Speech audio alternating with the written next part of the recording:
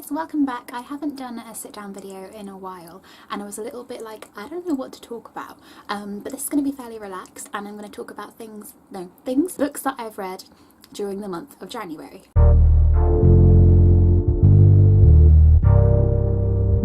And I actually did really well. I'm trying really hard to read a lot more, and as it's third year I'm reading constantly at the moment, so I'm not going to include things that I've been reading for uni specifically, I don't think, because I've been reading a lot of short stories out of these. I'll include these as what I've read. So this is the Penguin Book of British Short Story.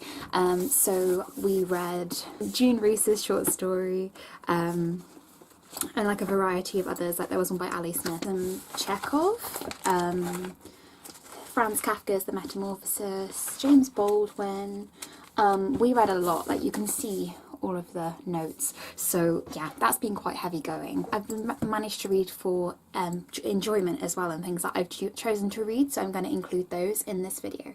So first thing I read at the beginning of January, late December to January, was Autumn by Ali Smith. Now this was on my to read for a long time, and I now have actually sat behind the camera Winter by Ali Smith to read next. These have been raved about. They're in her seasonal new book collection of books, which I imagine she'll be releasing probably spring in the near future, but I'm not sure. I hadn't read anything by her really. I knew of How to Be Both, which was shortlisted for the Booker Prize I think a couple of years ago. I knew her from that book because it was mentioned in a creative writing class in first year. Just seen Autumn everywhere in bookshops and things, and like I was like, oh, I want to read it. So it was such a lovely story. It follows the life of a woman in her 30s called Elizabeth, and it kind of alternates between her childhood and the present day, so when she's like in her 30s. Kind of like a dual narrative, I suppose, in that way, and also a dual narrative between generations. So you've got a man called Daniel, and he is, in the present moment, he is in a coma. He's like a very old man. I think he's meant to be in his 100s, late 90s, early 100s, and Elizabeth goes to goes to visit him, and reads to him and things, and then it goes back to how they met, and she was a child and she developed a friendship with her next door neighbour, and it's just a really lovely story. It's quite mundane. I think it explores mundanity. And the other real big thing which was really interesting was it's one of the first post-Brexit novels that really focused on Brexit. Like Ali Smith wrote, it came out in 2016, she wrote it literally in the space of a couple of months or something immediately after the Brexit vote. It really does touch on that as quite a big theme throughout the novel, so it was nice to read something that's very much in the now and set in the present moment and talks about things relevant to our current political situation, so that was interesting too. Easy reading, didn't really have a massive plot to it, it was just nice and I liked it, so yeah. Next I read was I didn't say I was going to include uni reading, but this was a fairly quick read too. I'll try and get it without pulling my camera off. I read The Hatred of Poetry by Ben Lerner. Was actually really good. I wrote no end of notes throughout it. It's basically kind of like a written, kind of an extended essay, I suppose, talking about like the decline in poetry as a form and stuff. Is this boring? I don't know. But it was really quick. I read it in one sitting, which I was quite proud of myself for. I just sat in the library one day at uni and just read and read and read. And yeah, it's really interesting. It talks about how we learn poetry at school, why people dislike poetry so much, why people don't get it. I'm doing a module based off, well, the title. I'm doing a module called The Hatred of Poetry at uni. It's a creative writing module, and I'm really enjoying it, and that is what we're kind of stemming from, and what we're looking at, like why poetry has declined as a form, because obviously it used to be such a big form, particularly it was so prominent in like the 1800s and the 1700s and earlier. And now, you know, a lot of people just don't read poetry. It's not accessible. It's not something that people would pick up to read for fun, really. So yeah, that was an interesting read. I read The Importance of Being Earnest by Oscar Wilde. Now, a lot of people might see this as an academic thing, but I've always wanted to read it. I've never studied it, and I'd always wanted to read it. It was always on my to read, and it took me a couple of days. I put it down a couple of times, and I've read a lot of Wilde now, but I had never read Ernest, and that's one of his like most well-known, most renowned text. I loved it. I really want to see it in the theatre. It's hilarious. It shows Wilde at his like witty, comical side. It's so funny. And yeah, I recommend that. It's just, I think it's one of Wilde's best works. It's just fantastic, and I loved it. So yeah, my favourites of his is Salome. I loved that. And obviously one of my favourite books is The Picture of Dorian Gray. I mentioned Kafka, but yeah, I read The Metamorphosis and I put it on Goodreads as a book because although I read it in an anthology, it was so long as a short story. Like, it was over 50 pages, which doesn't sound like a lot, but when you're set it as one text out of like 6 per week, it was a lot to read. I found it a little bit overhyped. I was expecting more from it, and it was very anticlimactic.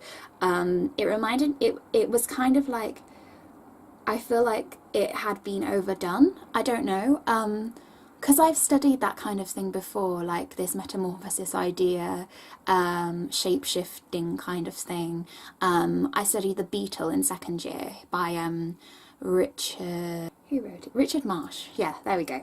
It reminded me a lot of that, but it was good. Very interesting. I understand why it's so highly acclaimed, but I also found it very slow, a bit frustrating. The ending was irritating, and I was just expecting more from it. Like, they were just so accepting of the fact that their son had turned into a beetle. Not a beetle, an insect. Yeah, it just frustrated me. So, next I read Call Me By Your Name by Andre Asimov. Those of you who follow me on various social media will know that I have become very obsessed with Call Me By Your Name. I saw the film, I've seen it twice now. I'm actually going to see it in the cinema next week, which I'm so excited about because I feel like on the big screen it's going to be incredible. I loved it. I loved the story. The book was beautifully written. Just, if you've seen the film and haven't read the book, please read the book. It just added an extra layer to what the film gives. It makes so much more sense to read it from Elio's perspective. Initially I was a bit like, I'd like it to be third person. I was a little bit iffy about it because we don't really see into Oliver's head. For those of you who don't know, it follows a story essentially based in rural Italy in the 1980s between the son of a professor, and they have a PhD student come to stay at their house called Oliver, and Elio and Oliver fall in love basically. It's beautiful and I love it and I'm obsessed with it, and please read it, so good. The final thing I read in January was Our Own Private Universe by Robin Talley, which is my first encounter with her books. I know that she only writes queer fiction, LGBT texts, and I didn't really know much about her. I bought it because I knew it was a lesbian kind of love story. There were a few problems with it. I really enjoyed it because it was kind of like a blast to the past for me. It was really nice to read something so light-hearted, especially being in third year and being so overwhelmed with big text at the moment. To read a YA text was so nice, and it was kind of the book that I needed at the age of 15. It tells the story of Akai, I want to say that's how you pronounce it, Aki. She's 15 years old and she's gone on a Bible religious study group, a religious group. They've gone away to Mexico, a church camping trip thing. And she meets a girl there called Krista, and they develop a relationship of sorts. It's a little bit complicated. There are a few instances where I was a little bit like, I'm annoyed. I don't like the fact that she ditched her friends. I don't like how it treated bisexuality at certain times. I found like they kind of treated it like it was a stepping stone to realising you're gay, which for some people it was. It is even, but I don't know. She kept on saying things like how, oh, maybe this makes me more gay than bi. And it's like, you can like both. They didn't touch on race, and I feel like it would have been really, really nice to make that such a more prominent thing in the book. They kind of skimmed across it, and it would be really nice to have more people of colour representation, which is positive. And they just hardly mentioned it at all.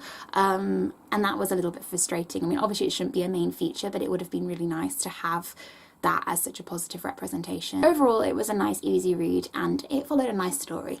And it was a really good length as well. It wasn't too short. It went into a lot of depth, and it covered a good time period, a good period of time even. So yeah. But if you guys have any book recommendations for me, that would be great. I have quite a lot on my to-read list at the moment, so yes. But if you guys enjoyed this video and would like to see more of what I've read recently and things, then please let me know downstairs. And yeah, I hope you guys are all doing well, and I shall see you again soon. Bye! bye.